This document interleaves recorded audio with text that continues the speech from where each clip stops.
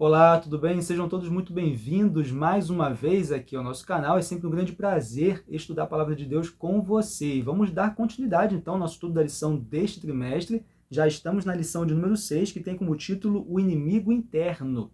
Na lição da semana passada, nós concluímos ali o assunto que, na verdade, começou na lição número 4, onde nós compreendemos que precisamos estudar esse contexto, onde o povo de Israel está ali conquistando a Terra Prometida. Precisamos estudar esse contexto à luz do grande conflito. Então, o grande conflito, como se fosse um conflito macro, explica esse conflito micro aqui, no qual o povo de Israel, então, está herdando a terra prometida. E é interessante que nós vimos que Deus ele deu um tempo de graça para os povos cananeus. Eles tiveram tempo para se arrepender. Inclusive, nós falamos que os 40 anos que o povo de Israel foi penalizado por conta da sua desobediência, na geração anterior, aquela geração que saiu do Egito, desobedeceu e por conta da sua desobediência ficaram circulando ali no deserto por 40 anos, esse tempo de penalização que o povo de Israel recebeu foram mais 40 anos de graça para os povos cananeus, que puderam então ter mais tempo ainda para se arrependerem e se voltarem ao Deus verdadeiro. E nós vimos que alguns se arrependeram. Vimos Raabe, as pessoas que estiveram na sua casa se arrependeram, foram salvas. Os gibeonitas não se juntaram com os demais reis para atacar Israel. Na verdade, eles se arrependeram, se voltaram para o Deus verdadeiro, foram abençoados, enfim. E, da mesma maneira, o povo de Israel receberia o juízo de Deus também, caso eles desobedecessem. Eles também sofreriam as mesmas punições que os povos cananeus, caso eles desobedecessem ao Senhor. Então, a gente percebe na lição que estamos estudando essa semana, aqui no capítulo 7 de Josué, que justamente o povo de Israel ele acabou recebendo o juízo porque desobedeceu e eles foram então derrotados logo depois de vencerem a batalha em Jericó. Logo depois de conquistarem Jericó daquela forma milagrosa, eles caíram logo na sequência. Então perceba que, da mesma maneira que eles aqui nesse momento, onde estão herdando a Terra Prometida, eles têm a sua fidelidade testada a todo momento, nós também, que estamos inseridos no grande conflito entre o bem e o mal, nós também temos a nossa fidelidade testada a todo momento. E precisamos da força de Deus para podermos sermos fiéis a Ele a todo momento. Essa é a grande verdade. Então, da mesma forma que naquele conflito que eles estavam ali vivenciando, eles tinham a sua fidelidade testada, nós também temos. E é somente com a força divina que nós podemos ser tão fiéis a Deus.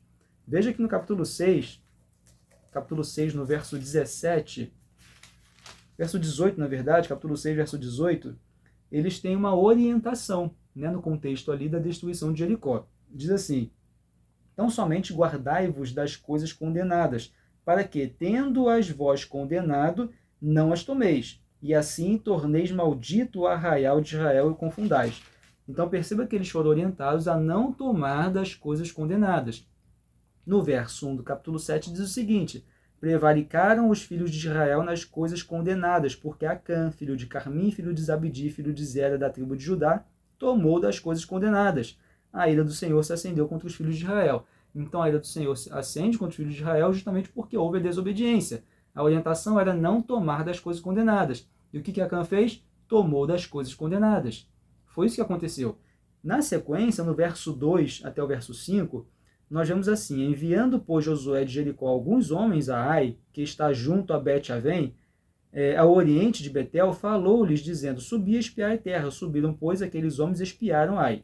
E voltaram a Josué e lhe disseram: não suba todo o povo, subam uns 2 ou 3 mil homens a ferir Ai, não fatigueis ali o povo, todo o povo, porque são poucos os inimigos. Então veja que esses espias eles voltam, depois de espiar a terra de Ai, dizendo para Josué o seguinte: Josué, não canse o povo, mande só uns 2 ou 3 mil, porque são poucas pessoas, ou seja, a gente vai ganhar muito rápido, muito fácil. Veja a autoconfiança que eles estavam depois da conquista de Jericó. Perceba que é uma soma de fatores aqui que faz com que eles sejam tão derrotados. É o pecado de Acã, que se apossou das coisas ali condenadas, que foram orientados a não tomar dessas coisas, ele pegou. Da mesma maneira, nós temos também ali o povo, parece que estão muito autoconfiantes, parece que não precisa de Deus mais, parece que não foi Deus que venceu Jericó, parece que eles viram a vitória, porque Jericó, a gente estudou nas primeiras lições, uma cidade extremamente fortificada, muralhas impenetráveis, um exército super preparado, algo praticamente impossível vencer, e eles venceram. Mas parece que eles esqueceram que foi Deus que venceu para eles, né? Que foi Deus à frente que venceu esse conflito contra Jericó. E aqui parece que eles estão muito autoconfiantes. Aí eles falam para Josué, então manda só uns 2 ou 3 mil, não canse o povo, porque vai ser muito fácil, porque lá o exército é pequeno, não tem quase ninguém, vai ser muito tranquilo. E o que aconteceu? No verso 4 diz assim: assim subiram lá do povo uns 3.000 homens, os quais fugiram diante dos homens de Ai. Os homens de Ai feriram deles uns 36, e aos outros perseguiram desde a porta até as pedreiras, e os derrotaram na descida, e o coração do povo se derreteu e se tornou como água. Então, foram derrotados. Como nós falamos, essa soma de fatores faz com que o povo seja, então, derrotado. Logo na sequência, no verso 11 e o verso 12, diz o seguinte, Deus explicando para Josué o motivo da derrota. Israel pecou e violaram a minha aliança, aquilo que eu lhes ordenara, pois tomaram das coisas condenadas, e furtaram e dissimularam, e até debaixo da sua bagagem puseram. Pelo que os filhos de Israel não puderam resistir aos seus inimigos, viraram as costas diante deles, porquanto Israel se fizera condenado, já não serei convosco, se não eliminardes do vosso meio a coisa roubada.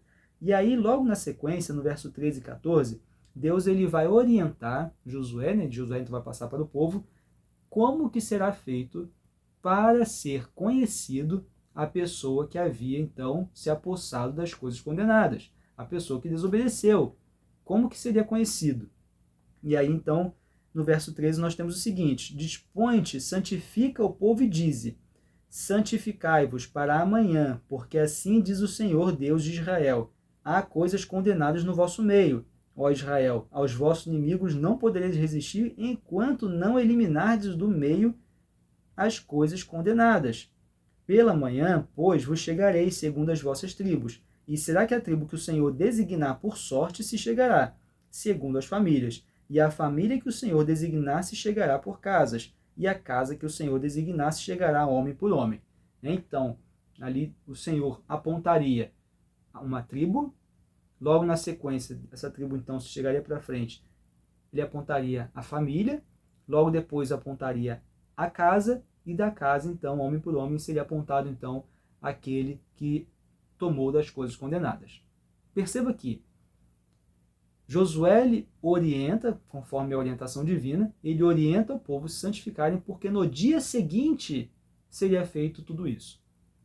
Veja que Acã recebe um dia, praticamente, para pensar, repensar o que havia feito e confessar o seu pecado. Deus ele dá um tempo ali para Acã confessar o seu pecado. Porque, na verdade, podia ter feito isso naquele momento, naquele exato momento. Mas não, tem todo um preparo, tem toda uma santificação do povo, porque o Senhor então ali agiria naquele momento, e Acã então está recebendo ali um tempo de graça para poder confessar o seu pecado. Esse era o objetivo. Então você tem essa orientação aqui, mas Acã ele tem a oportunidade de confessar o seu pecado e de se arrepender verdadeiramente. Mas infelizmente não foi o que aconteceu. Acã, aparentemente, ele não se arrependeu verdadeiramente. A Bíblia ela não indica que Acã se arrependeu. Inclusive no verso 19, verso 20, nós temos o seguinte: então disse Josué a Acã, que depois de tudo que aconteceu no dia seguinte, Acã foi apontado. Então a tribo foi apontada, a família, a casa, até Acã ser apontado. E aí então Josué diz a Acã, no verso 19 do capítulo 7, filho meu, dá glória ao Senhor Deus de Israel, e a ele rende louvores, e declara-me agora o que fizeste, não o ocultes. Respondeu Acã Josué e disse: verdadeiramente pequei contra o Senhor Deus de Israel, e fiz assim e assim. Então veja que não é um arrependimento verdadeiro, na verdade ele foi apontado, foi conhecido, porque nada fica oculto a Deus. Então ele foi ali apontado e ele não tinha como mais sair. Ele foi até o último momento achando que poderia esconder o seu pecado. Esse é o ponto. Aqui não há um arrependimento verdadeiro. Na verdade, ele foi conhecido, o seu pecado. O seu pecado foi ali descoberto. E ele confessou aquilo que, na verdade, já havia sido descoberto. E veja que, relacionando esse ponto a Apocalipse 15, 4, Deixa eu abrir aqui Apocalipse 15, 4. Apocalipse 15, 4 diz assim: quem não temerá e não glorificará o teu nome, ó Senhor, pois só tu és santo. Por isso todas as nações virão e adorarão diante de ti, porque os teus atos de justiça se fizeram manifestos. Veja que no contexto, né, no contexto da volta de Cristo, todas as nações reconhecerão a soberania de Deus. Todas as nações se prostrarão diante do Senhor. Todas as nações se ajoelharão perante o Senhor. Mas não é que está havendo arrependimento. Não é que está havendo arrependimento verdadeiro. Assim como Acã. Josué ele fala para Acã, né, renda louvores ao Senhor, dê glórias ao Senhor, o Deus de Israel. E Acã reconhece sim a soberania de Deus, porque o seu pecado foi descoberto. Mas não houve arrependimento. O tempo de graça ali para Acã havia acabado.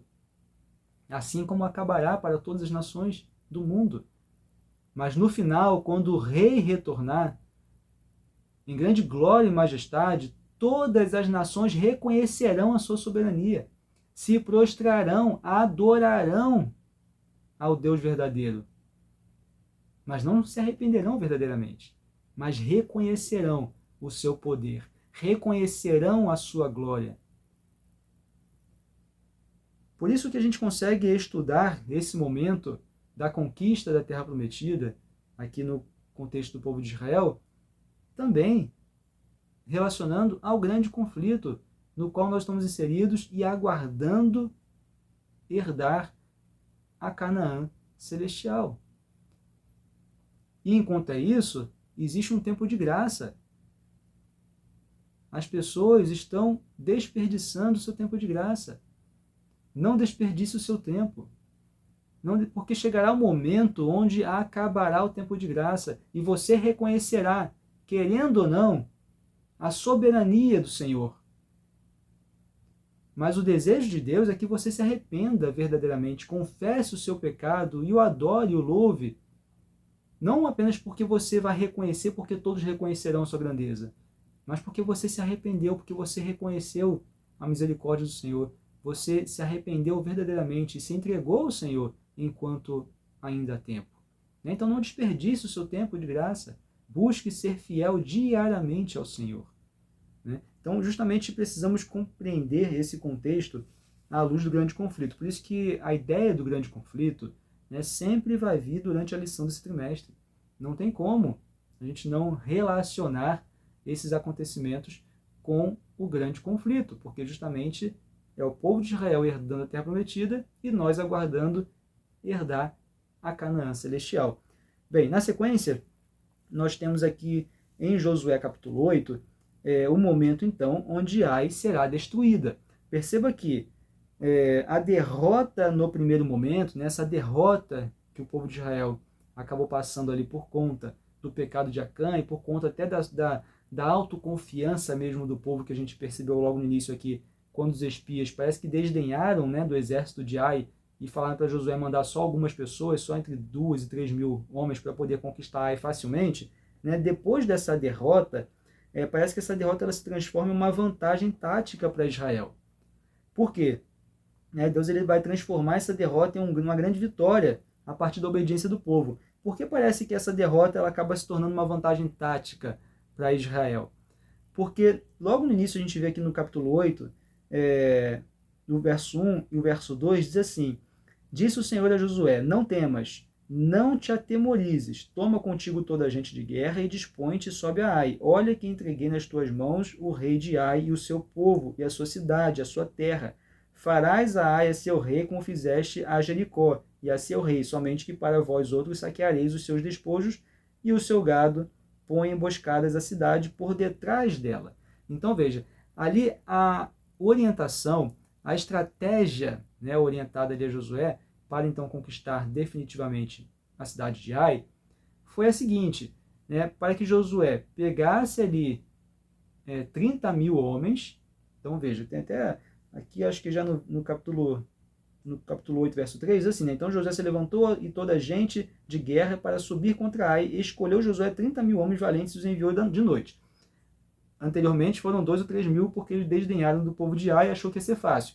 Agora ele pega 30 mil homens, ele vai ficar por detrás da cidade de Ai, outros homens vão vir então pela frente e vão atrair os soldados de Ai. Por quê? Porque os soldados de Ai, eles venceram muito fácil na primeira tentativa do povo de Israel tentar ali conquistar Ai. Né? Então, naqueles 2, 3 mil homens que foram, né, 3 mil homens que foram para conquistar Ai, eles voltaram correndo e o exército veio atrás, correndo atrás deles e conquistou e venceu eles.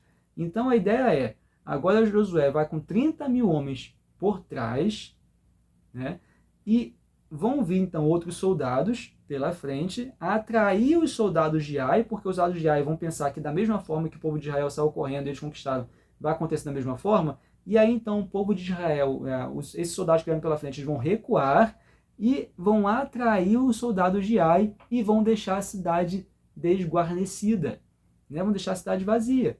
E então os 30 mil homens entraram na cidade e conquistaram a cidade de Ai. Né? Então Deus ele transforma aquele momento, né, de pecado, momento de derrota, ele transformou até numa estratégia para poder então conquistar definitivamente a cidade de Ai. Então veja como que Deus ele transforma a nossa vida. Às vezes a gente desobedece a Deus e acaba sofrendo consequências, mas mesmo diante das consequências que vêm, Deus ele tem o poder de transformar isso numa bênção. Se a gente se voltar a Ele, se nós nos arrependermos, se nós confessarmos os nossos pecados, né, nos arrependemos verdadeiramente e buscarmos então a Deus. Né, esse é o ponto. Esse é o ponto. Deus é que ele transforma, a partir do momento da obediência do povo, transforma uma derrota, né, numa estratégia para então eles vencerem definitivamente a cidade de Ai. Né, Deus ele quer fazer isso conosco, ele quer fazer isso na sua vida.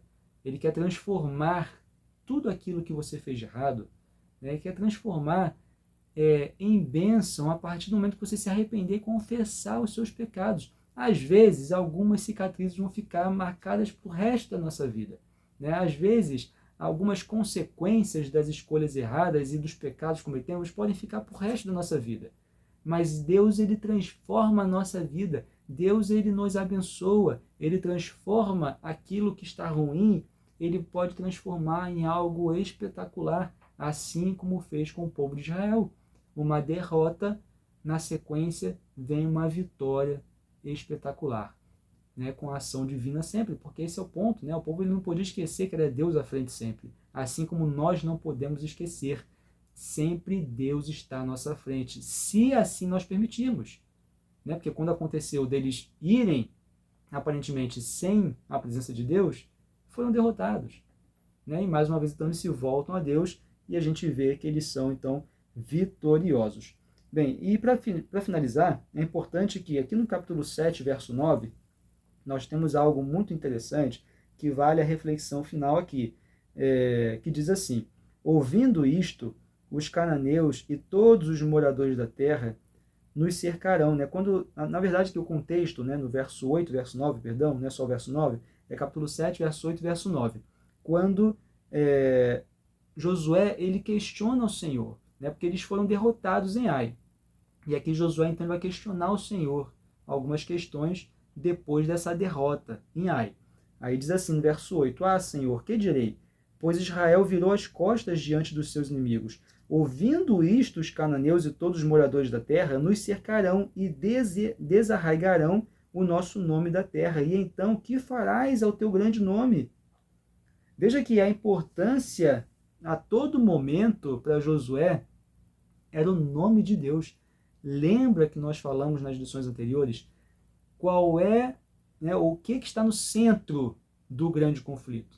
O que está no centro do grande conflito? O que está no centro?